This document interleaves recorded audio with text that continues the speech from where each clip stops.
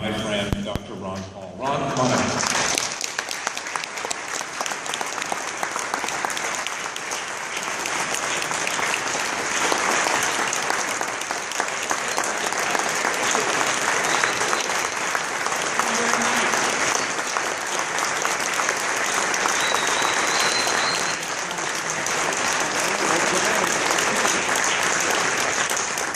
Thank you very much. It's a delight to be here. Thank you for the invitation.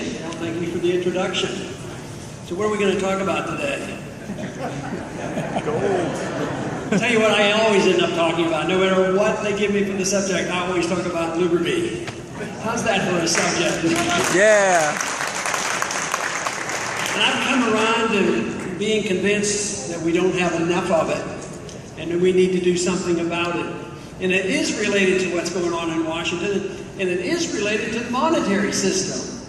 And that's what we should deal with. You know, I've got interested in public policy, economic policy, and politics a long time ago. It was actually during the 60s when I came across Austrian free market economics and read about the individuals predicting that, you know, the Bretton Woods would break down. And so I studied that, and lo and behold, Bretton Woods broke down in 1971. Something happened.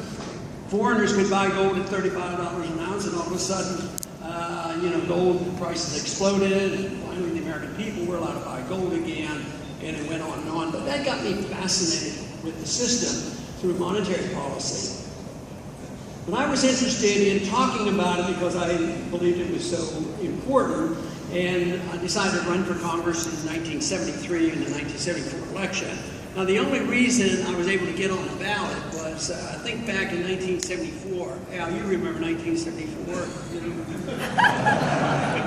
1974 happened to be a Watergate year, and Republicans weren't very popular.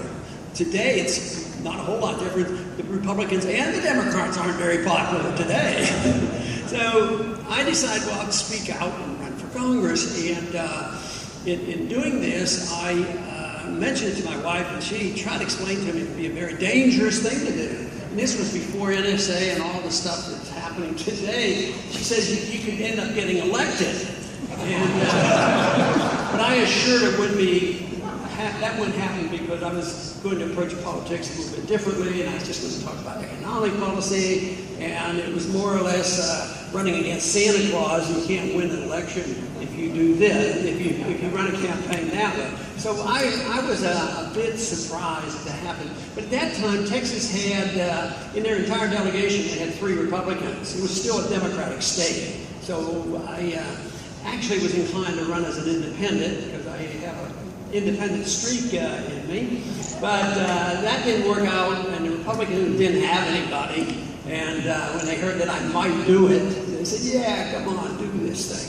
So I ran and lost, but shortly thereafter, the person I ran against retired and left Congress. So there was a special election, which was different, and I happened to have won that one. So I had to go to Washington. That was all there was to it. And so I went up there and served for 4 terms in the late 60s and in the early 80s. And what's fascinating, got on the banking committee, and because monetary policy was important, and I actually got on the domestic monetary policy subcommittee too because of monetary policy. Nobody was interested in that, and still, up until recently, this was considered an issue that was so important that nobody wanted on that committee. That's how I happened to get on it. You know? But it was something that I considered very important and was able to at least talk about what was happening. But over a period of time, I found out that monetary policy was important, but it's very, very narrow. It's very narrow in the sense it's just one little item in the whole system, and that is the attack on our liberties. And how do they do this? Well, the Federal Reserve is a big facilitator. They get to finance big government.